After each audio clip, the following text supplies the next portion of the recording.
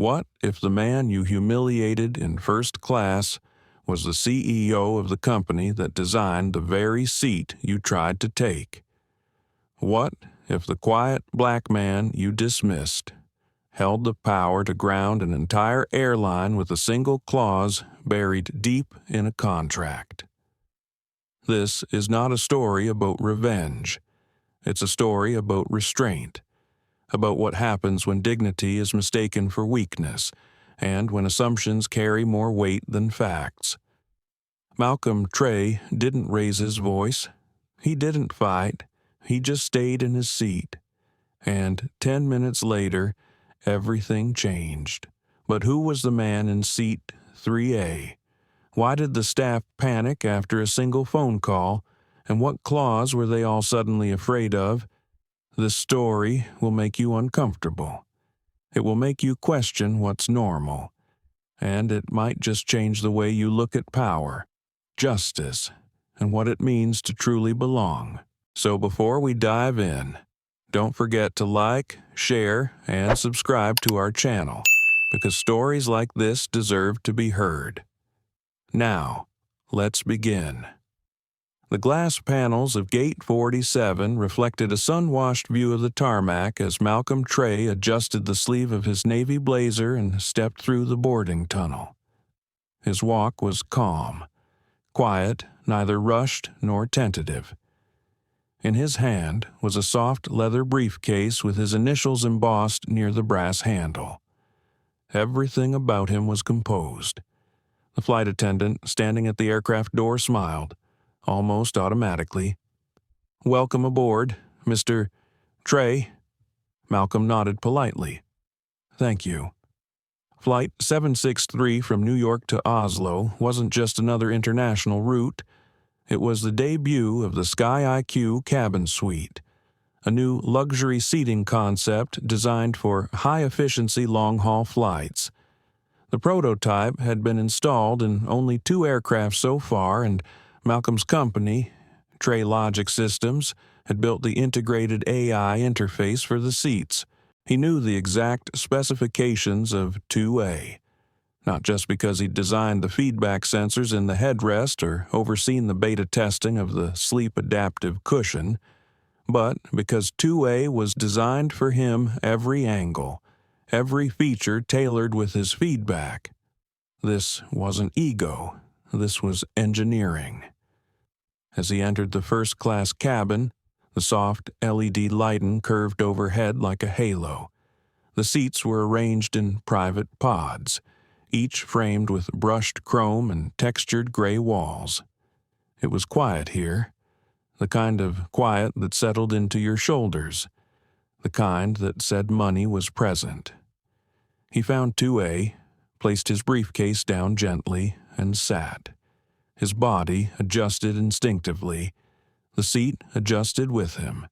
He smiled slightly at the alignment. Perfect. He tapped the screen to initiate his biometric sync. Across the aisle, an older woman with silver-streaked curls nodded toward him. He returned the gesture. Mutual travelers, no fuss. The cabin door remained open as more passengers trickled in. He paid little attention, pulled out his tablet, scanned an email, reread a sentence from Monica his wife sent that morning. "You don't need to prove anything to anyone. Just breathe. Stay still. The world will shift eventually."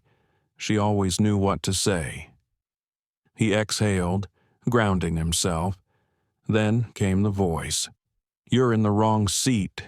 It wasn't loud, but it cut through the cabin like a serrated knife through silk. Malcolm looked up. Standing before him was a white man, probably early 40s, 6 foot plus, with a stiff collar peeking out of his camel coat. His face was rigid, confident in a way that didn't require confirmation.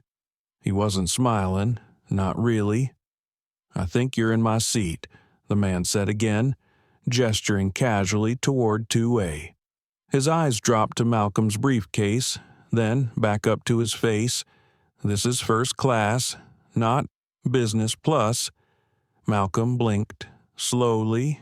No, this is my seat. 2A. The man's eyebrows arched slightly. Maybe check your boarding pass again. Malcolm reached calmly into the inner pocket of his blazer and retrieved his phone. He tapped it twice and held up the screen. Boarding Group 1. Seat 2A. Name Malcolm Trey. The man's lips twitched. That's weird. Must be a glitch. They don't usually give out this section to just anyone. Malcolm didn't respond to the bait. He'd seen this posture before. The assumption, the forced politeness dripping with quiet disbelief, the pause that always followed like the world had misfiled someone into the wrong place. Before he could respond, the man extended his hand stiffly. Bradley Voss. I fly Skybridge every month. Pretty sure there's been a mistake. Malcolm took the hand briefly, then released it. I'm not mistaken. Mr. Voss. Another beat. The older woman across the aisle shifted uncomfortably, but said nothing. Bradley scanned the cabin, as if looking for someone to confirm his version of reality. That was when he spotted Morgan Carraway, the lead flight attendant. With a swift gesture, he called her over. "Excuse me, there's been a seat confusion." Morgan approached quickly, her uniform sharp, eyes scanning both men. "What's the issue?" Bradley pointed at Malcolm, then at the seat. "He's in 2A. That's the seat I usually get assigned on this flight." Morgan's eyes flicked toward Malcolm. There was a moment's pause. Her smile was tight. Professional. "Sir," she said softly to Malcolm, "may I see your boarding pass?" Just to double-check, Malcolm's voice was calm. "You can check your tablet. I'm listed. 2A, Malcolm Trey." Morgan hesitated, then pulled out her device, tapped the manifest. Her brows twitched when she saw it. "Yes, you're correct. My apologies. Everything's in order." She turned to Bradley. "Mr. Voss, you're in 3B." Bradley frowned. "That's behind this row." Morgan didn't respond. Not directly. But then she looked at Malcolm again. "Sir," she said, this time with a cooler tone, "would you mind stepping up front with me for a quick moment, just to clear up the seating for everyone else?" Malcolm's fingers tightened slightly around the edge of his armrest. "Is there a problem with my assignment?" No. Morgan rushed to say, "Just a minor situation we want to clarify quietly. We'd appreciate your cooperation." Cooperation, that word again. The old coded phrase that dressed compliance as courtesy. Malcolm didn't stand yet.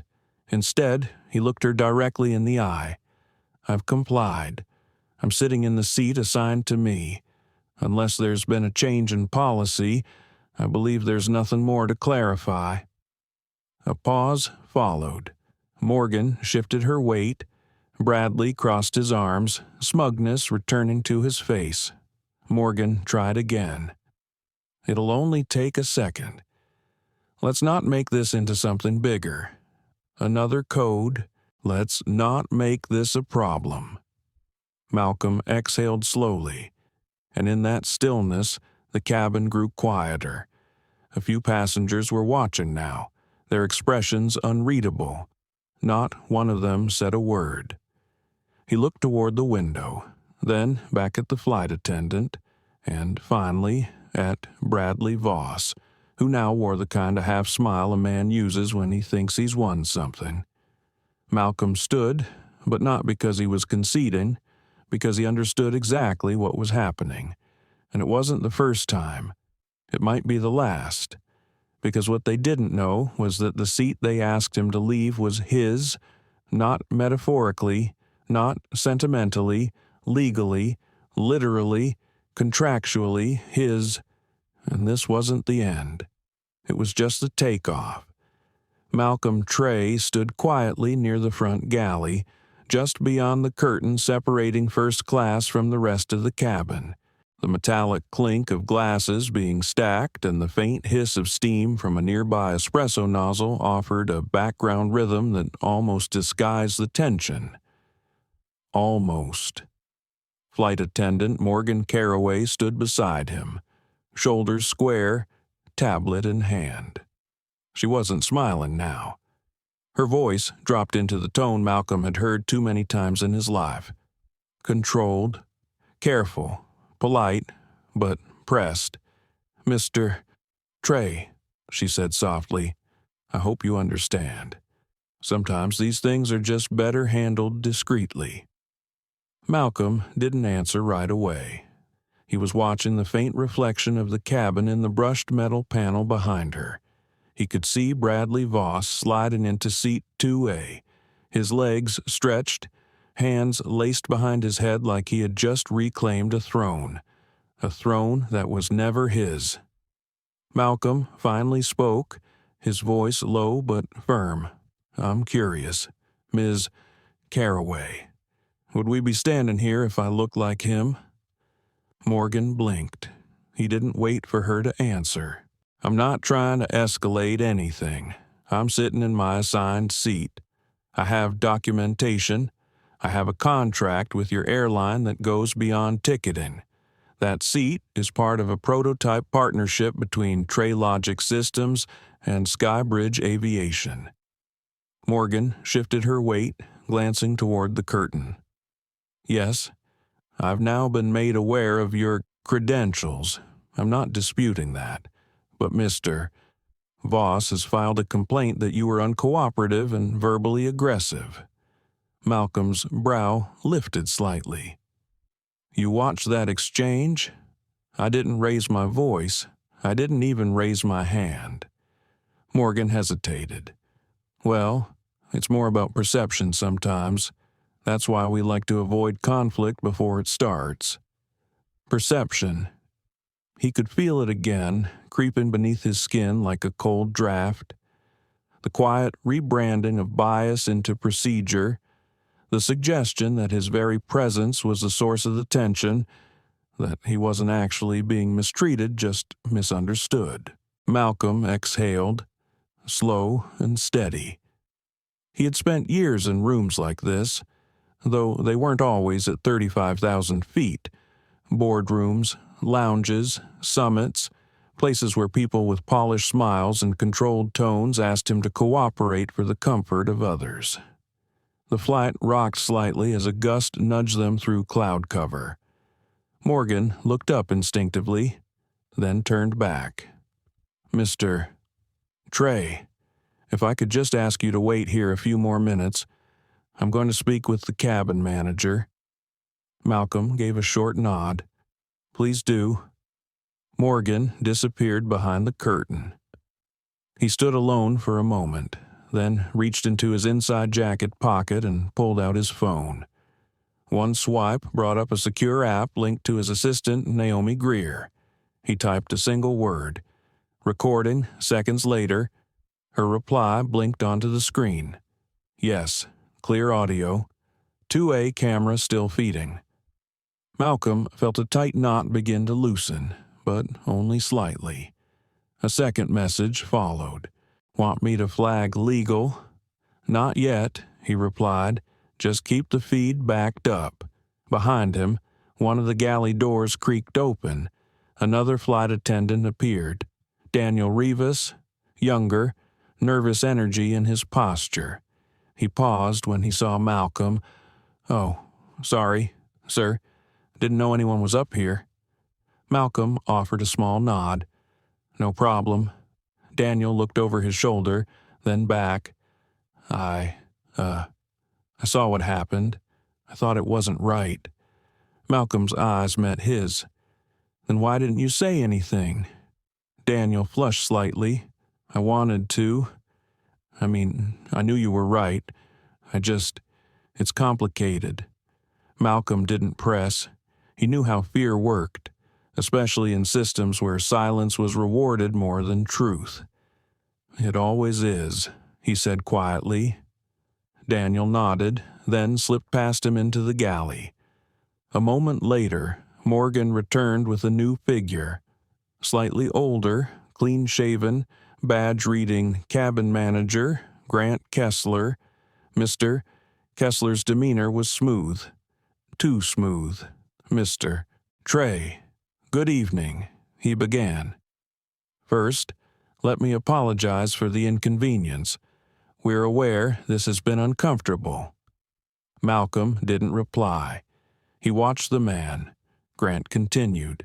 Now, while we do acknowledge that you are seated properly, and yes, your company is contracted through our next-gen cabin partnership, we are also trying to maintain a peaceful flight experience for all guests. Malcolm tilted his head. Peaceful for whom Grant hesitated. Well, Mr. Voss has filed a concern, and while we're not judging the validity of his discomfort, it has created some tension among the front cabin passengers. So, we'd like to ask purely temporarily if you would be willing to relocate to 10A in business class. It's still a premium seat. Malcolm stared at him. Let me get this straight, he said, tone still even. You want me to surrender a seat I was assigned, that I helped design, for the comfort of a man who was, what's the phrase, uncomfortable. It's just a suggestion, Grant said quickly, to avoid escalation. Escalation of what Malcolm asked. Silence. Grant cleared his throat. We're not trying to punish anyone. We're trying to be flexible. A lot of passengers just want a smooth journey. Malcolm smiled, not warmly. So do I. That's why I boarded without fuss. That's why I showed my documents. That's why I didn't raise my voice when I was questioned. He paused. I'm not the one who made this ugly. Grant didn't know what to say. He looked to Morgan. She stayed silent. Malcolm's voice dropped one notch further. But I will move. Grant blinked. Surprised. You will. Malcolm nodded. Yes, but not because I'm wrong, and not because I'm afraid of conflict. He stepped forward. I'm moving because I've already collected what I need. Grant looked confused. What do you mean? Malcolm didn't answer. He turned and walked back down the aisle, toward business class, where Naomi was waiting with eyes that spoke volumes. He sat beside her, his expression unreadable. Around them, a few heads turned, then quickly looked away.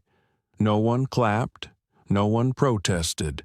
The plane flew on, but something inside Malcolm had already shifted, and this time he wouldn't be walking away quietly. The moment Malcolm Trey lowered himself into seat 10A, the cabin seemed to shift, not physically, not with turbulence, but with silence, a new kind of silence. Business class passengers weren't sure whether to glance his way or avoid his presence entirely. A few tilted their heads, curious. One man 2 rows ahead even seemed to recognize him, eyebrows rising ever so slightly before returning to his phone. But Malcolm didn't notice them. Not really. He sat still. He breathed slow across from him. Naomi Greer had already tucked away her tablet. She met his eyes. Her voice was barely above a whisper. You didn't have to give it up. I know. He adjusted the lapel of his blazer, brushing off a wrinkle that hadn't been there 10 minutes ago. Or maybe it had. Maybe it had just settled deeper with every step he took. Naomi kept her voice level. They think you backed down. They always do. She paused, unsure whether to push further. Then, gently. You okay, Malcolm? Turned his head to the window. Outside, clouds rolled in layers of soft gray. Not angry, just quiet. Like the sky was holding its breath with him. No, he said, after a moment. But I will be. 10 rows behind them. Bradley Voss sipped champagne in seat 2A like he had earned it. Occasionally, he gestured toward Morgan Carraway, the lead flight attendant, as if he was entertaining himself by recounting the scene. From where Malcolm now sat, he could hear none of it, and that, oddly, gave him clarity. He turned to Naomi. "You're backing up the video triple encrypted, time-stamped, full feed from the seat camera, your audio and mine. Good." He leaned back, folding his arms lightly. There was a time when he would have stewed in this moment, let the injustice boil until it scalded everything around him. But he had learned something over the years. Sometimes the most powerful response wasn't rage, it was patience and documentation. "Do you remember that board meeting in Atlanta?" he said suddenly. "When the investor called me the project lead, Naomi smirked. The guy who tried to hand you his coat. That's the one." He chuckled under his breath, but it didn't reach his eyes. Same tone, same assumption, same discomfort when they realize I'm not here to assist. Naomi nodded slowly. "But you're not the project lead. You're the owner." He looked at her. Exactly. He closed his eyes for a second. Behind them flashed Monica's face again, his wife's soft but steady voice before he left for the airport that morning. "Don't let them drag you into their story," she had said. "Write your own. Even when your name's not on the seat, make sure it's still on the sky." He opened his eyes. Naomi was watching him. "There's more than one camera on that seat," she said. "Did you know they activated the biometric lens too? Pulse rate, facial scan, micro expressions." Malcolm raised an eyebrow. "That was supposed to be in test mode only." "Well, someone pushed it live." He paused, taking that in. A smile, faint but real, touched his lips. "Then we have everything." From the corner of his eye, he saw movement. A young woman from row 11 had turned slightly, her face partially shielded by a curtain of curly black hair. Her brows were knit, her gaze fixed toward the front cabin. She had seen something, heard something. When she realized Malcolm had noticed her, she looked down, but not before offering the faintest nod, a silent signal. "I saw it too. He would remember that." Naomi tapped her screen. "I also captured the audio from the conversation with Morgan. When she asked you to de-escalate, when she said it was about perception, Malcolm didn't speak, because deep down, that was the word that stayed with him. Perception, not behavior, not policy, not truth. Just the way something felt to someone who wasn't comfortable seeing a black man where they didn't expect him to be. Even when that man was exactly where he belonged. He thought about all the other versions of himself across industries, executives, surgeons, architects, writers, quiet black professionals who showed up with poise, only to be mistaken for the help. And how many of them didn't say anything? How many of them smiled, relocated, and swallowed it for the sake of convenience? How many turned their internal fire into silence? He had done that too. Once, but not anymore. Not now. The intercom crackled overhead. The captain's voice came through in its usual calm rhythm. "Ladies and gentlemen, we've reached cruising altitude at 35,000 feet. Smooth skies ahead as we cross over Nova Scotia. Meal service will begin shortly." Malcolm didn't care about the meal. He wasn't hungry, not for food. He was hungry for something else. His fingers moved across his phone again. He opened a secure drive folder labeled Sky IQ Incident 3. Already, 3 video files had been uploaded, marked with the timestamps of the conflict. He tapped a private folder titled Monica and dragged one clip in.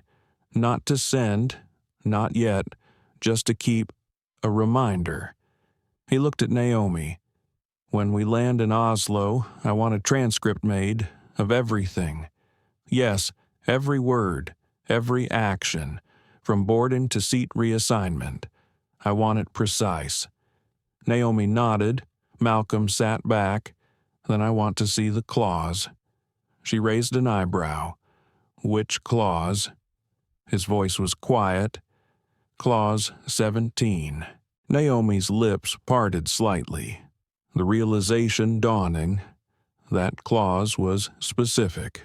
It referred to the contractual provision between Tralogic Systems and Skybridge Aviation that allowed for data review, customer feedback intervention, and legal termination of prototype usage in the event of discriminatory behavior affecting the client partner. In short, the seat wasn't just his, it was leverage, and it came with consequences. Malcolm looked forward again, past the curtain, toward a man who had stolen a seat he did not earn. 10 minutes ago, Bradley Voss thought he had won, but Malcolm wasn't interested in winning. He was interested in correcting, and nothing corrects quite like truth, wrapped in proof, carried by patience. The cabin lights dimmed slightly as flight attendants began rolling carts down the aisles. Trays clinked with neatly packaged meals, and the soft aroma of reheated pasta filled the space. Conversation resumed in scattered pockets. To most passengers, the incident had already faded, but for Malcolm Trey, the moment had just begun. Naomi Greer leaned toward him slightly, her voice a whisper under the hum of the engines. So we're invoking Clause 17. Malcolm kept his eyes ahead. Calm. Focused. I'm not invoking it. Not yet. She nodded slowly, but you're preparing. He didn't answer directly. Instead, he reached into his briefcase and pulled out a sleek folder, black leather, marked only with a gold-embossed emblem from Tralogic Systems. Inside were documents most people would never see. The kind of partnership terms that included fine print specifically designed to be quiet weapons, should the need arise. Clause 17. A provision buried in legal agreements and pilot contracts, a safeguard, a scalpel. He flipped to the page, skimming over language he had helped write himself. It wasn't just about terminating the contract. It was about the implications of doing so: lost future revenue, breach of trust, media impact, and public shareholder reporting. A trigger like that would ripple through Skybridge's boardrooms by sunrise. He placed the folder on the tray table in front of Naomi. I want legal to draft a notice of concern. Not a termination. Not yet. Naomi was already typing. And who gets the first copy? He thought for a moment. Gavin Lynn. Naomi looked up. Corporate Affairs Director. He was the one who pushed to feature Sky IQ on this route. He's also the one who sat across from me last month and said, and I quote, "We value the symbolism of our partnership." She blinked. Symbolism? Malcolm nodded. He meant me. My face, the image of collaboration, not the substance. Naomi exhaled, lips tightening. Then, let's give him substance. The tension in the air was no longer the sharp sting of humiliation. It had settled into something colder, sharper, more precise, the kind of tension that came before a quiet storm. From the front of the plane, the curtain rustled. Malcolm looked up and saw Morgan Carraway stepping into business class. She hesitated for a second when she spotted him, then walked over with the same rehearsed smile she had used since boarding. "Mr. Trey," she said smoothly, "I wanted to check on you. I hope you're comfortable here." Malcolm studied her. I was comfortable in 2A. She swallowed hard, then tried again.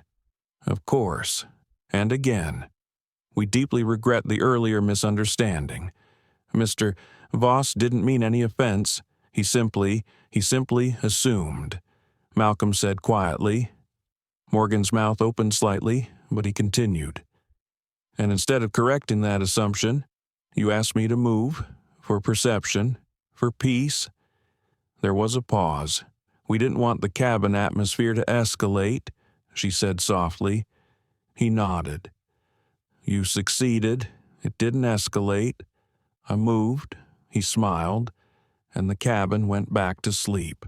Morgan's eyes flickered. Naomi looked up from her tablet. Everything all right here? She asked with a tone just sharp enough to be clear. Morgan straightened. Of course, I was just following up. Malcolm tapped the folder in front of him gently. Tell me something, Ms. Carraway. Do you know who designed the seat Mr. Voss is using? Morgan hesitated. I believe it was a joint project between Skybridge and Trey Logic. Malcolm said, my company, my team, my signature. Morgan didn't respond. Malcolm didn't raise his voice, but every word hit with precision. The biometric sensors in the armrest, my engineers, the sleep-adjusting lumbar. My idea, the AI that maps passenger comfort developed in our Houston lab. He leaned forward slightly. I didn't just pay for that seat, I built it. So, when I say I belong there, it's not a preference, it's a fact. Morgan's eyes lowered. I understand. No, Malcolm said, you don't, but you will. She nodded once, then turned and walked back toward the front of the plane. Naomi looked at him. Well, that was restrained. He offered a small smile. I'm saving the louder part for later. She returned the smile, then passed him her tablet. The legal draft is ready. Want to approve now? Malcolm scanned the document. It wasn't aggressive. Not yet. Just a clean, cold record of concern, documentation of mistreatment, mishandling, and the triggering conditions under Clause 17. He tapped his fingerprint to approve it. Send. A beat. It's done, Naomi said. Gavin will have it before we land. Malcolm leaned back into his seat again. The glow of the window caught the edge of his face, highlighting a calm that didn't come from peace, but from power. And somewhere in the back of the cabin, a young woman, Asha Bell, was still watching. She hadn't looked away since the moment she saw him moved. She hadn't said a word, but her fingers were moving on her phone. She was writing something, and that something would later turn into a post, one that would reach millions before the wheels ever touched down in Oslo. But for now, Malcolm didn't know that. He just knew he had acted quietly, strategically, and the first ripple had left the surface. 30 minutes passed. At a glance, the flight had returned to normal. Meal trays were cleared, lights dimmed for rest. A few passengers scrolled quietly through tablets or tapped out emails under low, blue cabin lights. But in seat 10A, Malcolm Trey wasn't resting. He was watching a different kind of turbulence take shape. Naomi leaned toward him and whispered. Gavin Lynn read the notice. Malcolm didn't look surprised. How did he respond? Her eyes narrowed at her screen. He didn't respond to me. But I'm seeing flags pop up in our internal monitor system. Someone just logged into the Trey Logic compliance dashboard from the Oslo terminal hub. That's high-level executive clearance. Good, Malcolm said. She added, and our legal timestamp tracker shows he's downloaded the Sky IQ partnership contract, including Clause 17. Malcolm didn't smile. He just breathed. the kind of breath that knew things were beginning to shift. Gavin Lynn knew what the clause meant. He knew the weight of what a breach like this could cost the airline. The entire rollout of the SkyIQ seating technology scheduled to launch on 9 more aircrafts could be pulled with one formal letter. But Malcolm wasn't here to pull strings. Not yet. He was here to reveal them. Keep eyes on Gavin's activity, he said quietly. Naomi nodded, behind the curtain, somewhere up in first class. Bradley Voss was laughing again, loud enough to carry. Malcolm couldn't see him, didn't need to. He could recognize that brand of confidence anywhere, the kind of entitlement that blooms louder when it thinks it's won. But it hadn't won. Not this time. Naomi glanced over her shoulder. Want to know something interesting? Malcolm turned toward her. She tilted her screen. Someone from PR at Skybridge just downloaded a draft press release titled, Skybridge Aviation Celebrates Diversity Partnership with Tralogic Systems. He blinked, then gave a quiet, bitter chuckle. They're still trying to market me, he said. Even while this is happening. Naomi's voice dropped. You think they'll try to spin this? They always do. He sat back again, resting his hand on the armrest. The irony wasn't lost on him how this entire journey had started with a man who assumed he didn't belong in a seat he'd literally built, while the airline still used his face in brochures. He turned toward the window. The sky was darker now, night rolling in across the Atlantic. Suddenly, he heard a voice. Excuse me, Mr. Trey. He looked up. It was the young woman from row 11, Asha Bell. She approached quietly, clutching a notebook to her chest, like she wasn't sure if she should be speaking at all. I'm sorry to interrupt, she said quickly. I saw what happened earlier. With the seat. Malcolm met her gaze, calm, encouraging. You don't have to apologize, he said gently. Asha hesitated. I didn't know if I should say anything, but I watched the whole thing. I heard what the flight attendant said to you. I saw how they treated you, and I just wanted to say, I see you. Her voice trembled just slightly at the end. She looked like she'd been holding it in the entire flight. I'm not anyone important, she added. I'm just a student. First time flying this far, but it didn't feel right just sitting back.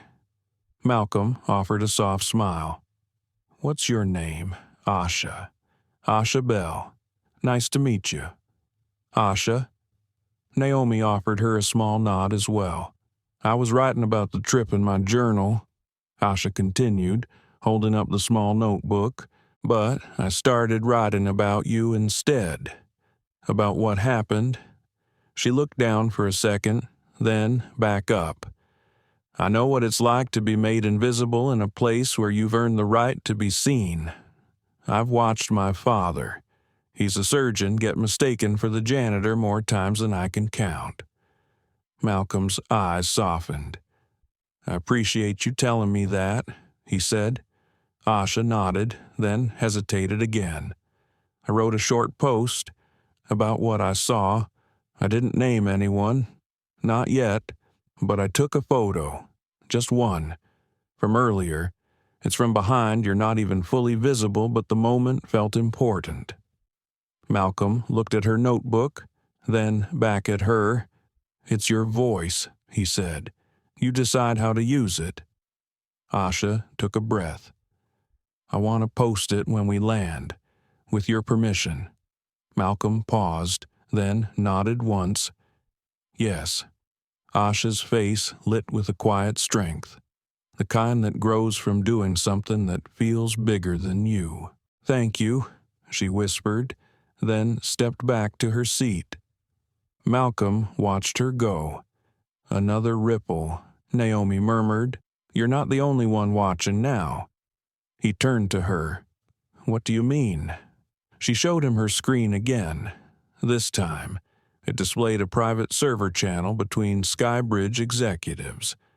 One message thread had been flagged for keywords contract, clause, incident, tray logic, breach. Naomi translated the flow. "They're trying to assess whether moving you counts as breach of terms. Some think it's minor, others are already worried it's viral. They're scrambling." He didn't speak for a moment. Then, quietly, "Good, because that's what ripples do. They unsettle. They remind still waters that silence doesn't mean peace, not when it's built on erasure." He closed his eyes briefly, and when he opened them, he said something Naomi didn't expect. "I want a statement drafted." She looked up, to who he replied without hesitation, "To their board." The cabin had gone still again, lulled by altitude and exhaustion. Flight 763 drifted somewhere over the icy curves of the North Atlantic, quiet except for the soft thrum of jet engines and the occasional click of a seatbelt refasten. Malcolm Trey sat in seat 10A, upright, calm, and completely awake. The glow of Naomi's tablet flickered between them. She had pulled up a blank document. The cursor blinked, waiting. "You're sure you want to send something now?" Naomi asked softly. "Yes," Malcolm said. "Before we land, before they start crafting their version." His fingers hovered over the keyboard for a moment. He could feel the weight of the moment, not just for himself, but for the hundreds of passengers on board, the thousands who would read it, and the millions who would recognize themselves in it. "This isn't just about a seat," he said finally. "This is about what gets protected in silence." Naomi nodded. "Let's write it," Malcolm dictated slowly, intentionally, to the board of directors at Skybridge Aviation. What happened today aboard Flight 763 was not a misunderstanding. It was not a minor service error. It was a mirror held up to your company culture. Naomi typed, word by word, her fingers fast but precise. "Your crew removed me from my assigned seat, a seat my company designed, a seat that represents a partnership built on promises of equity, innovation, and trust. I was removed not because of a breach of policy, but because of a breach of perception." Malcolm paused. His voice was steady, softer now. "You saw my face in your press kits. You printed my name on your brochures. But when a white man complained that I didn't belong where I belonged, your team didn't verify they complied." He looked out the window for a moment. Cloud cover stretched endlessly, a sea of silver. "You speak of diversity, but what happened today wasn't diverse. It was default. It was compliance with a worldview that has excluded people like me for generations." Naomi looked up, eyes searching. "Do you want to include the clause now?" Malcolm shook his head. "Not yet." He continued dictating. "I will not escalate this through media. Not today. Because this isn't about punishment. It's about acknowledgement. It's about whether your company can face itself in the mirror without flinching." Naomi's fingers hesitated slightly. He added, "I expect a full internal review, not of one flight attendant, but of your protocols, your training, your crisis handling, and your partnerships." A pause. "And if the mirror stays fogged, if your response is silence, then we will invoke Clause 17. Naomi's eyebrows lifted, but she didn't interrupt. "Because we did not enter this partnership to decorate your image. We entered it to transform your culture." Malcolm exhaled slowly. "That's the statement." Naomi saved the file under the name Trey, Skybridge Letter, She didn't hit send just yet. "One more thing," Malcolm said. "Yes, I want it carbon copied to every executive in our Tech Alliance network, including the Transport Board, aviation regulators, and the Ethics Advisory Council." Naomi whistled under her breath. "That's going to get read. That's the point." For a moment, they both sat in silence, the kind that wasn't empty, the kind that carried weight. Malcolm leaned back, his mind drifting to a memory. He was 9 years old, sitting beside his father in the back row of a tiny church in Savannah. It was muggy that summer, too many fans, too little breeze. But he remembered how his father whispered something as the choir sang a hymn about light. "You can be right and still get removed, son," his father said. "What matters is how you walk back in." Malcolm hadn't understood it then, but he did now, because this wasn't about ego. It wasn't about reclaiming a chair. It was about redefining presence. Across the aisle, Asha Bell looked over. She offered a small nod again. This time, it was a different kind of signal. Not just solidarity, but trust. Naomi tapped her screen. "It's sent." Malcolm didn't flinch. "Now we wait." They didn't have to wait long. 10 minutes later, Naomi's screen blinked. She blinked, surprised. You're not going to believe who just replied. Who she turned the tablet toward him. It was an email. Subject line, "We saw everything sender, Elora Vance, Director. Strategic Holdings Division." Malcolm's eyebrows lifted. He hadn't heard from Elora in over a year. She was one of the original investors in Skybridge's Tech Innovation Fund. Quiet, strategic, ruthless when necessary. He opened the message. "Malcolm, I've reviewed the footage from the seat unit. We installed biometric cameras for comfort analysis, but they've just told me the feed includes facial scan logs and stress readouts. I've seen it, all of it. Your pulse remained stable. His did not. Yours read calm. His read aggravated. But somehow, you were the one removed. I'm grounding this aircraft the moment it touches Oslo tarmac. I'm pulling the crew. We will be speaking with the board immediately. With respect." Elora Naomi looked stunned. She's invoking her equity authority. That's 32% of the Innovation Wing's voting shares. Malcolm didn't say anything. He didn't have to, because the statement had done its job, not just to defend him, but to disturb the silence. Above them, the sky stayed the same, but beneath it, the system had just shifted, and the man in seat 2A. He still had no idea that the chair he was reclining in would be the very thing that grounded the entire flight. "Ladies and gentlemen, this is your captain speaking. We've begun our initial descent into Oslo. Local time is 8:12 a.m. Skies are clear, and the temperature on the ground is 51 degrees Fahrenheit." The captain's voice faded into the low cabin hum. Seatbacks clicked upright, windows opened, the world below grew closer. But for Malcolm Trey, descent wasn't about altitude, it was about gravity. Naomi leaned closer, her voice low but urgent. "They're pulling the crew." He didn't look surprised. "All of them." She nodded. Elora's team sent a directive from Holdings. Orders came through 2 minutes ago.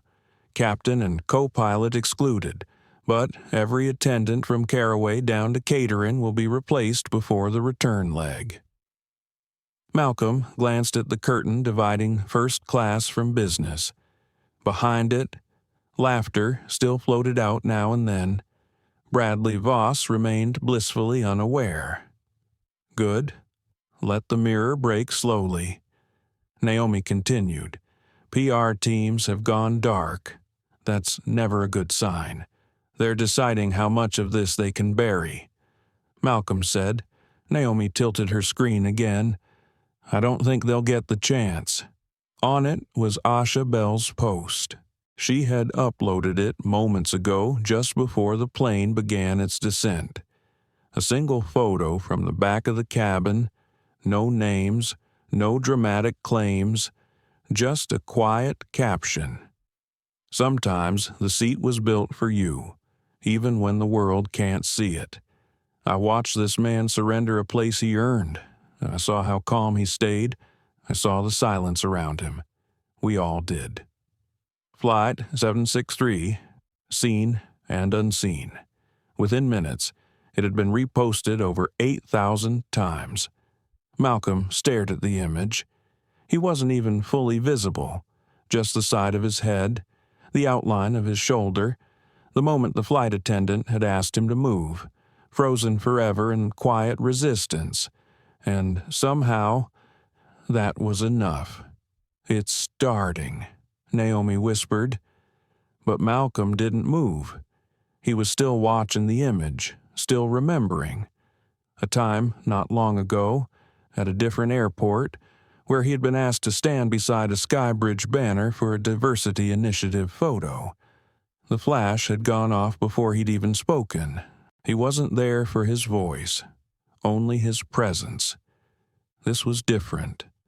This was not a banner, this was a broadcast. 10 rows ahead, Morgan Carraway reappeared. She walked briskly through business class, stiff-shouldered and pale. Her eyes didn't meet Malcolm's, but her voice carried as she leaned down to a fellow attendant. They told me to report to Gate 21 the moment we land. Something about a crew audit. Can you believe that the other attendant didn't answer? Morgan stood, flustered, then caught sight of Naomi. For one long second, they locked eyes. No words, just the knowing. Morgan turned away. As the wheels of the plane unfolded from their mechanical chamber, Malcolm opened the folder one last time. Clause 17, the binding agreement. The last page was now stamped with a digital watermark. In violation, pending review, he closed it gently, then looked to Naomi. What do you think Voss will do when he finds out? Naomi tilted her head. Probably bluster, maybe threaten legal action, or pretend he did nothing wrong. Men like that always reach for the narrative that flatters them. Malcolm smiled faintly. I'm not worried about him. Who? Then the next him? Naomi fell silent, because that was the real question. Wasn't it? This wasn't about one seat, one man, one insult. This was about the system that allowed it, the silence that supported it, the culture that camouflaged it in politeness, and the quiet voices rising to name it. The plane touched down smoothly. Brakes hissed. The fuselage leaned forward with inertia. Flight 763 had landed. A ripple moved through the passengers as they gathered their things. The usual impatience returned. Zippers, cell phones, coat pockets searched. But something else simmered underneath. A few more glances, longer stares. One man, 2 rows behind, leaned into the aisle and looked at Malcolm for a beat longer than expected. A quiet nod, recognition. It was beginning. The captain's voice returned. Cabin crew, disarm doors and cross-check. Welcome to Oslo. The seatbelt sign chimed off.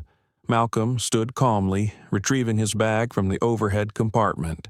He moved deliberately, not rushed, not tense, as if every movement had weight. As he stepped into the aisle, Voss finally turned. Oh, you again? Malcolm looked at him. Voss gestured with a smug smirk. I suppose you found your little seat back there comfortable enough. It's hard to be in the spotlight. Huh. Naomi was behind Malcolm now, hands gripping her carry-on tightly. But Malcolm didn't flinch. He looked Voss directly in the eye. "You're sitting in a prototype seat." Voss blinked. "Yeah, so a seat my company designed. One we licensed to Skybridge under a contract I now intend to review for compliance violations." Voss laughed, though it faltered halfway through. "Is that a threat?" Malcolm's voice didn't rise. "It's a reminder." He stepped forward, not waiting for an answer. As he moved into the front cabin, a crew replacement team waited just outside the door, their expressions neutral, but their uniforms marked them as higher ranking. Morgan and her team stood nearby, still waiting for instructions. Malcolm passed them without pause, without pettiness, but with power, because the true seat of authority had never been in row 2A. It had always been in his quiet, composed presence.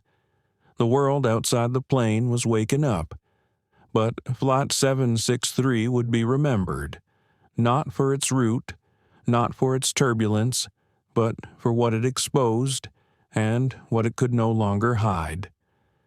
The Oslo airport was unusually bright. Wide windows flooded the terminal with soft morning light, casting long shadows of passengers pulling suitcases across polished floors. A hush lingered, the kind of quiet found in high-end spaces where discomfort is managed and elegance is curated. Malcolm Trey walked through the jet bridge with calm precision. Behind him, Naomi followed, her phone already buzzing with new alerts. "Media pickup in 30 minutes. She murmured. He nodded. "And Alora. She landed 20 minutes ago. She's already in the executive terminal. Wants to debrief with you before the holding statement goes live." Malcolm said nothing. He didn't need to. The day was moving on its own now. But the story was still being written. Behind them, the passengers of Flight 763 slowly trickled into the arrivals area. Most were silent. A few stole glances. One older woman gave Malcolm a soft, knowing look. She didn't say a word, just touched her heart with her fingers as she passed. Another ripple. Asha Bell caught up to him near baggage claim. "I didn't expect it to move that fast," she said, breathless. "Your story, my post. I checked my phone the moment we landed. It's everywhere. It's everywhere." She turned her screen to show him. 1 million views, tens of thousands of shares. Hashtags like "seen and unseen." Flight 763 and "belongin" were already trending in 3 countries. Malcolm glanced at the screen, then at Asha. "This isn't my story," he said quietly.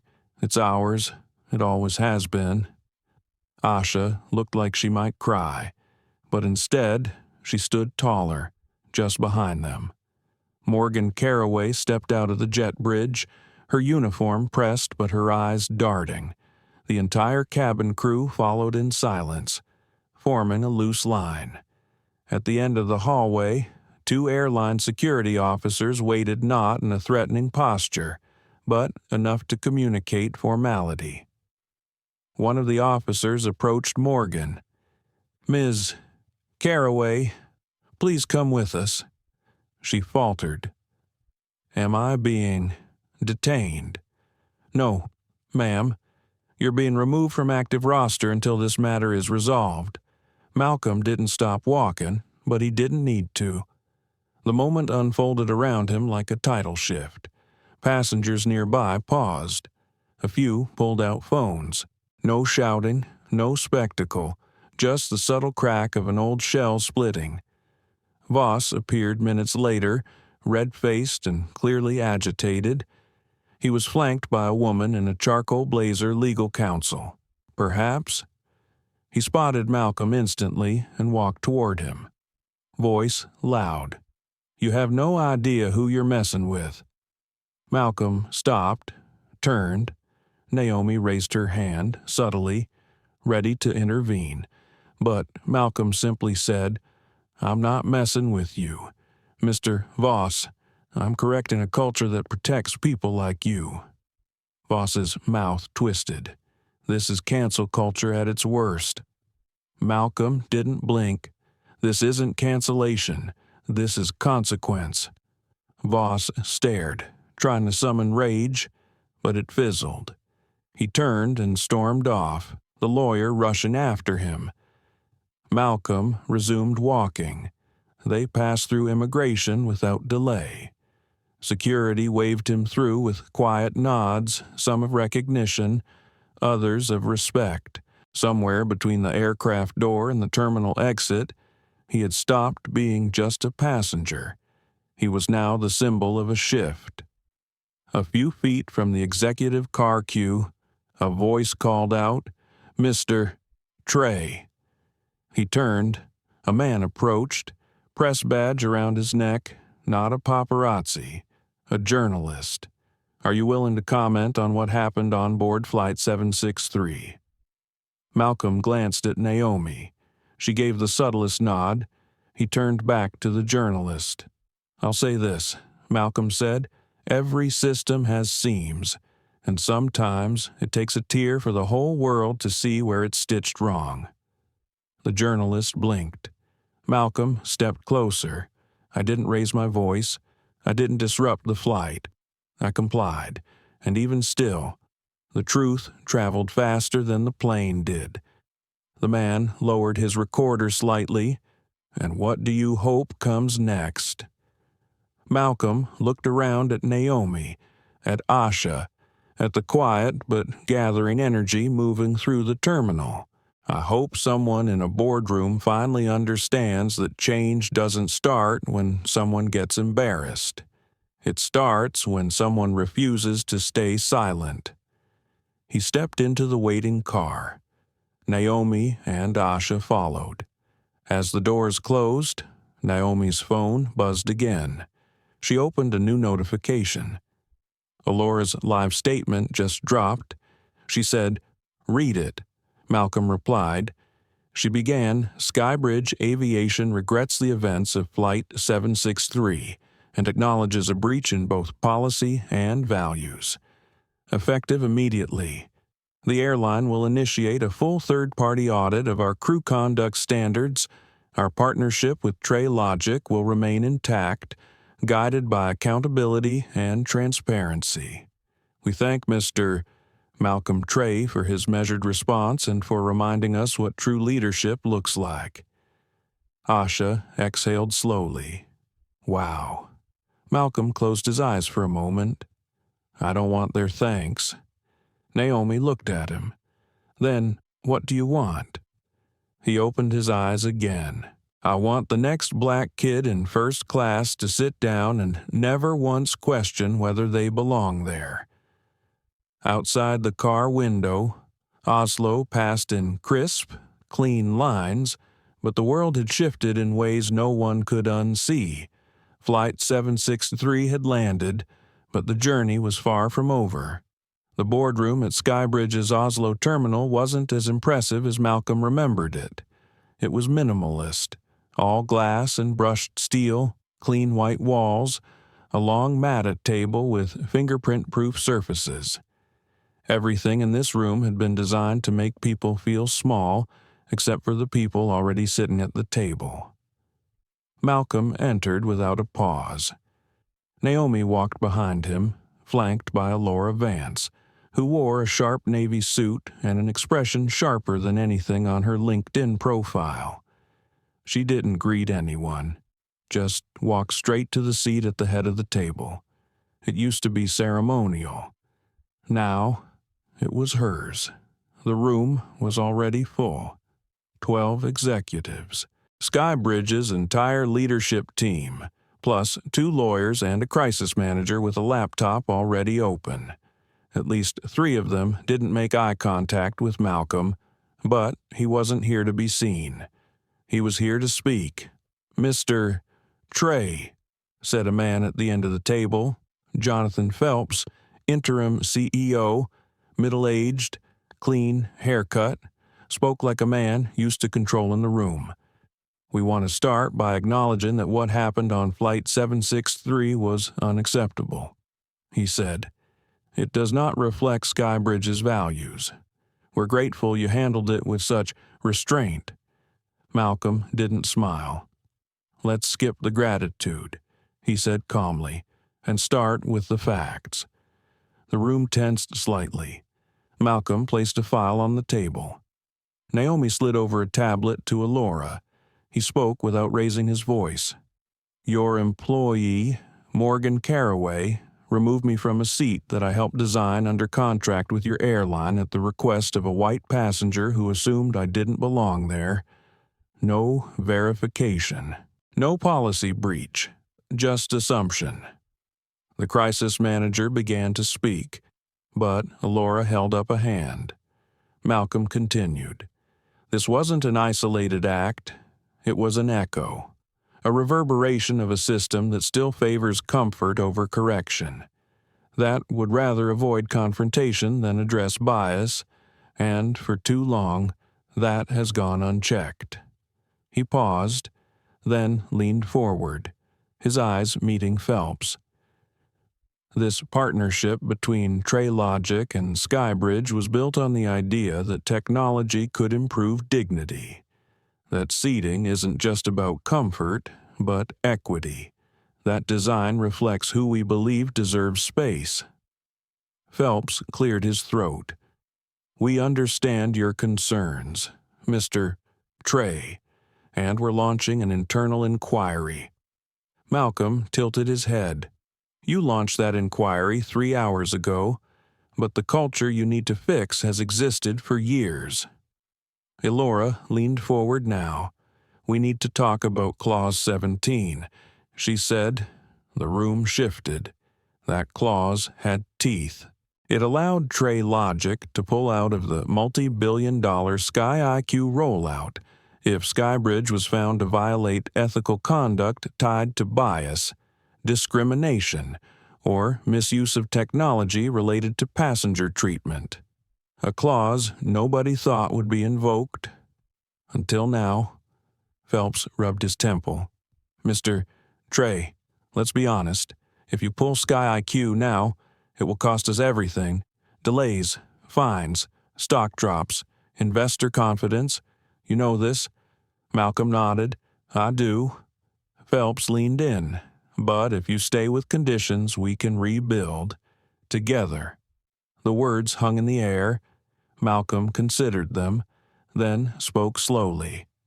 "I'm not interested in rebuilding something broken. I'm interested in reimagining something better." Elora placed a second folder on the table. It was thin, just 4 pages, a proposed amendment to the partnership contract. It outlined 4 changes. 1. A new passenger dignity audit team co-led by Traylogic and an independent ethics body. 2. Mandatory anti-bias simulation training for all Skybridge staff, including board-level executives. 3. Real-time incident reporting embedded into Traylogic seating tech with passenger consent and full transparency. 4. Annual public disclosures of crew conduct data, anonymized but verifiable. This is what staying looks like. Malcolm said. Phelps skimmed the document. One of the lawyers whispered something in his ear.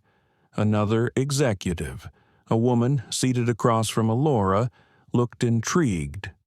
"This is aggressive," Phelps said. "No." Malcolm said, calm but unwavering. "It's overdue." The room was quiet. Malcolm stood.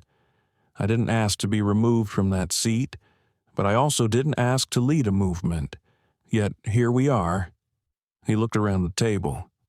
"I'm giving you a choice, not because I need this partnership, but because your passengers deserve better. And so do your employees. And so does your future." Alora added, "This proposal expires in 72 hours. After that, Clause 17 will be executed, and Trey Logic will pursue other partnerships with airlines who already understand the cost of silence. She stood as well. Malcolm offered one final line before turning. You don't get to post my photo on a billboard while treating me like I don't belong in the seat I helped build. And then he walked out. Naomi followed, expression unreadable. Outside the boardroom, the hallway was quieter, but the air felt different now. Naomi finally spoke. You meant every word in there. He didn't slow down, yes. And if they don't sign Malcolm stopped, they will, he said, because the story's already left the runway. The Oslo hotel was quiet, almost too quiet. The curtains drawn. The warmth from the heated floors barely noticeable beneath the weight of everything still lingering in Malcolm's mind. He had spent most of the afternoon disconnected, no meetings, no press, just silence. But even silence, he knew, could be crowded. Malcolm sat on the edge of the bed, suit jacket hung neatly over a chair, tie loosened just enough to breathe but not to relax. He didn't do much pacing, but his thoughts moved constantly like luggage on a belt that never stopped circling. His phone buzzed. He ignored it, another buzz, then another. Naomi had left him an hour ago after walking him to the hotel. You need some time alone, she'd said gently. Just for you, and she was right. But alone didn't mean unburdened. He reached for his phone and scrolled through the messages. There were hundreds now. Journalists, investors, allies, strangers. Most of them were thanking him. Others were confessing. Stories from other passengers, other flights, other lives where something similar had happened but where no one had listened. But one message stopped him cold. The sender wasn't familiar. Subject: I was on Flight 763. He opened it. Mr. Trey, you don't know me, and you probably never saw me. I was sitting in seat 18B, window. I watched what happened to you. I didn't say anything. I wanted to. I felt my face burn when you were asked to move. I kept waiting for someone else to say something first. Someone in first class. Someone white. Someone louder. But no one did, including me, and I hate that. You stayed calm. You didn't beg or snap or get angry, but I could feel it, that weight, that invisible thing sitting between you and everyone else in that cabin. I've been trying to find the words since we landed. This is the best I can do. Thank you for showing the rest of us what it looks like to belong in a space even when others try to push you out of it. You didn't raise your voice, but you raised the standard. M. Malcolm sat back in his chair. He read it again, then again. It wasn't long, but it was honest. And that, he realized, was rarer than most press statements. He opened a reply. Thank you for seeing what many choose not to. We don't need perfect allies.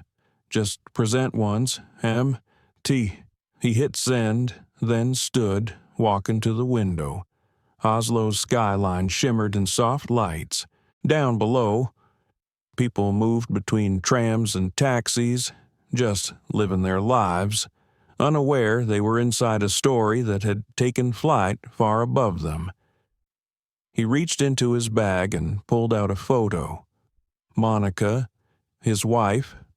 She was smiling in the picture, standing in front of their brownstone garden, holding a mug that read Plant Justice, Watch It Grow. She had given it to him after his first investor pitch was rejected. They don't see the forest yet, she had said, but you've already planted the seed. She had believed in him when no one else did. Had stayed up helping him rehearse the first Sky IQ prototype demo until Mom had warned him, too, on nights when he came home quietly furious about a meeting where someone forgot he was the CEO. You're not invisible. love," she had whispered once. "They're just uncomfortable seeing you in full light." He missed her voice now, not for comfort, but for clarity, the kind only truth-tellers carried. His phone buzzed again. This time it was Naomi Greer. "You should see this." She sent a link. It was a live stream from a local Oslo news station, but the caption was in English. "Skybridge crew suspended after viral discrimination incident." Malcolm clicked it. On screen, Gavin Lynn, the corporate affairs director, stood at a podium, answering rapid-fire questions. "We recognize the failure in how Mr. Trey was treated," he said. This was not just about one crew member. It was about an assumption. And assumptions, when unchecked, become culture. Reporters shouted over one another. "Is Skybridge admitting racial bias?" Gavin didn't flinch. "We are admitting what the footage shows: a man of color was removed from a seat he earned because someone else believed he didn't belong there. That's not bias. That's injustice." A pause. Then another question. "Is Mr. Trey involved in restructuring plans?" "Yes," Gavin said, "because if we're serious about change, we need to listen to the people we silenced." Malcolm turned off the stream. He stood there for a moment, letting it all settle. This wasn't vindication. It wasn't revenge. It was just a door, one that had been locked for years. And now it was open. He pulled out a notebook, one Monica had given him the day he signed the Trey Logic Charter. On the first page, she had written in blue ink, "May your silence be a choice, not a condition." He flipped to a blank page and began to write. Not a speech, not a press statement, just thoughts about leadership, about presence, about what it meant to sit down and refuse to move, not out of defiance, but out of dignity. The tarmac at Newark International smelled like jet fuel and storm-soaked concrete. Rain had passed through hours earlier, but the air still carried the heaviness of something unfinished. Malcolm stepped off the plane wearing no tie this time, a crisp navy jacket, open collar, calm shoulders. Naomi was waiting with 2 coffees and a stack of briefing folders. "You have 3 requests for interviews, 1 summit invitation, and an offer to headline next month's Global Tech Forum." Malcolm took a sip from his coffee. Black, no sugar, just the truth. He raised an eyebrow. "Any peace and quiet on that list?" Naomi smiled. "That was crossed out yesterday." They walked together through the private terminal. A Skybridge official stood at the edge of the lobby, not to intercept, but to respectfully nod and step aside. Change didn't always announce itself. Sometimes it just showed up in the way people moved. By the time they reached the car, Malcolm's phone buzzed again. Another email, but this one bore the seal of the Department of Transportation. Subject: National Aviation Civil Rights Panel, invitation to speak. He opened it. "Dear Mr.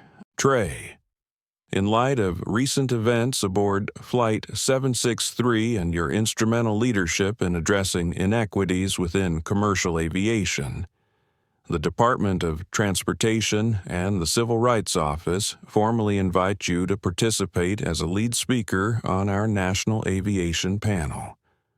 Our goal is to shape enforceable policy that ensures no passenger, regardless of race or background, is made to feel unwelcome in the space they paid to enter. We believe your voice is essential. Please confirm your attendance by Friday." Malcolm lowered the phone slowly. Naomi glanced at him. "Let me guess. They want you to fix the plane they've been flying blind for decades." He didn't respond right away. "I need time to think." he said. But the truth was, the decision had already begun forming in the silence, later that night at his brownstone in Brooklyn. Malcolm sat in the small study Monica used to decorate with shelves of old jazz vinyl and legal journals. Her warmth still lingered in the room, even years after her passing. He poured a glass of water and stared at the panel invitation again. He didn't need a stage. He didn't want a spotlight, but he knew the difference between being used for optics and being trusted with impact. He sat down, flipping through the notepad he'd carried since Oslo. A page stopped him cold, scrawled in his own handwriting. If we never speak up when we're asked to leave the seat, how will they ever know it was ours to begin with? The words weren't polished. They weren't meant to be. They were his. He looked toward Monica's photo again, not for permission, but for strength, the kind only memory could give. Naomi knocked gently at the door. They just aired the Gavin Lynn segment again. Public support is solid. Most major outlets are framing it as a breakthrough moment. Malcolm set the notebook down and the panel. She nodded. Everyone's expecting you. He didn't answer. Instead, he stood and walked to the window.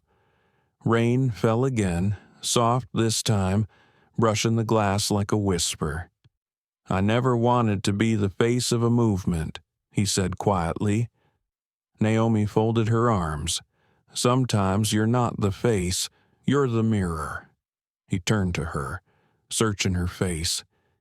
You think anything will change? She stepped closer. I think it already has, but only if we keep walking through the doors they once closed behind us. The next morning, Malcolm stood in front of a sleek glass building in D.C., where the national panel was being held. Inside were people in suits, journalists in high heels, bureaucrats with folders, activists with fire in their eyes, 1,000 agendas, 100 distractions, and one seat at the front marked Malcolm Trey, CEO, Treyologic Systems. He sat. The moderator welcomed the crowd. Today's panel addresses accountability in commercial aviation and systemic barriers in access, treatment, and respect. She turned to him. Mr. Trey, we invite you to begin.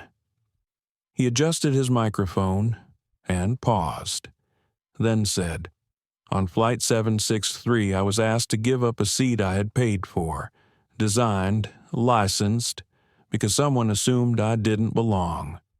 The crew enforced that assumption, not out of malice, but out of something more dangerous habit. A hush spread across the auditorium. I didn't yell, I didn't resist, I complied. And that silence, the one many called grace or restraint, was really a mirror. It reflected the discomfort we've all become too fluent in. He looked up. I am not here today because I was wronged. I am here because we must change the systems that allow that wrong to repeat without question. He paused again, and this time, he looked directly into the cameras. You don't fix the sky by blaming the turbulence. You fix the engine. You change the flight path. He nodded once, gently, and sat back. The applause didn't erupt. It rose slowly, steadily, the kind of applause that wasn't for performance but for truth. For once, the room didn't just hear him. They listened. The next time Malcolm boarded a plane, it was months later. Same airline, different flight. The aircraft looked familiar, but everything felt changed. Not because the leather on the seats was new or because the ambient lighting was warmer. It was because now, in every row, there was a symbol stitched into the headrests, a gold triangle with 3 words embroidered beneath it. Dignity in motion. Skybridge Aviation had adopted it as part of their new ethics and inclusion program. Developed with Logic and an independent advisory board, it was no longer just branding. It was policy. Passengers now received a clear dignity pledge before departure. A visible code of conduct sat in the back of every seat. Every crew member had undergone intensive equity-centered de-escalation training. Reports of misconduct would now trigger automated case review not by PR, but by oversight bodies. Malcolm hadn't demanded any of this, but he had made it impossible for them not to choose it. And that was the real shift. The headlines had faded. The panel had closed, but something stayed. Something took root. As the flight attendant walked down the aisle checking seat belts, a young black boy, maybe 10 years old, sat across from Malcolm. He wore a red hoodie and sneakers a size too big. Next to him sat a middle-aged woman with tired eyes and the proud posture only a grandmother carries. The boy kept glancing at Malcolm, not staring, just noticing. When the plane lifted off, he finally leaned across the aisle. "Excuse me," he said shyly. "Are you that guy from the airplane? The one who told them?" "No." Malcolm smiled. "No," he said gently. "I'm the guy who didn't need to say no. I just stayed seated." The boy looked confused, then smiled back. The woman beside him looked over and whispered, "Thank you." Malcolm nodded once. Later in the flight, the lead flight attendant approached, a tall man in his 40s with a steady voice. "Mr. Trey, it's an honor to have you aboard," he said. "And thank you. My wife's a flight attendant, too. What you started, it matters. We talk about it at home." Malcolm extended his hand. The man shook it firmly. "It's not about me," Malcolm said. "It's about what we're willing to see, and what we're willing to stop pretending doesn't exist." The attendant nodded. Before landing, Malcolm opened his journal again, the same one from Oslo, the same one he wrote in when silence was louder than words. He flipped to the back and wrote, "There is no final seat, only the ones we make space for." The wheels touched down. As the passengers disembarked, the boy in the red hoodie looked back at Malcolm one last time. This time, he didn't ask anything. He just nodded, like he understood, and Malcolm smiled, because he did too. That same evening, back in New York, Malcolm arrived at a Logic internal town hall, something he hosted quarterly. But tonight, the energy was different. The event had been moved to a bigger auditorium. Employees from every department were present: engineers, legal, admin, marketing, security, even the cafeteria team. Naomi stood by the door, greeting people. Alora was already at the front, prepping slides. When Malcolm walked in, everyone stood. He raised a hand gently, signaling no need for applause. "Thank you," he began, "not for being here, but for staying with me through this storm." The room went quiet. "I know what it feels like to be seated in a place and feel eyes asking whether you belong there. I know what it feels like to do everything right and still be questioned." He scanned the faces in the room. Young, old, black, brown, white, all listening. "But I also know what it feels like to be seen and to be believed." He stepped forward. "I didn't start this company to build better technology. I started it to build better spaces. And from this day forward, that will include every seat, every office, every hallway. If we design systems that see people, we'll build a world that finally works like we dreamed." The applause this time was quiet at first, But it grew, not out of hype, but out of hope. Weeks later, Skybridge officially launched the Altitude Equal Initiative, a permanent policy platform co-written with Malcolm's team. The FAA took notice, so did other airlines, and soon, other industries. What Malcolm never expected was what happened next. Schools began using the story of Flight 763 in civics lessons. One university created a scholarship in his name, and quietly, an anonymous donor gifted a fleet of private scholarships to train young aviation professionals from underrepresented backgrounds: pilots, flight attendants, engineers, designers. The first recipient, a young girl named Nia. She had once watched a man stay in his seat and change everything, and now she would help design the skies to come. Malcolm never returned to the old Oslo route, not because of fear, but because the story had already arrived. It now lived in every boarding announcement that mentioned equity, in every seat that no longer had to be defended, in every child who walked onto a plane and never wondered whether they were meant to be there. The seat wasn't just his anymore. It belonged to all of us, and no one would ever be asked to move again. What started with a stolen seat became a symbol of something much bigger. This wasn't just about a black man in first class. It was about every time someone was told subtly or blatantly that they didn't belong. It was about a system so used to comfort, it forgot to question its own silence. But Malcolm Trey didn't respond with rage. He responded with structure. He built policies where others built excuses. And in doing so, he didn't just reclaim his seat, he redefined the skies. This story reminds us that true power is quiet, measured, and unshakable. That the strongest resistance sometimes looks like calm. And that when we build systems rooted in dignity, not assumptions, we don't just fix a flight, we fix a future.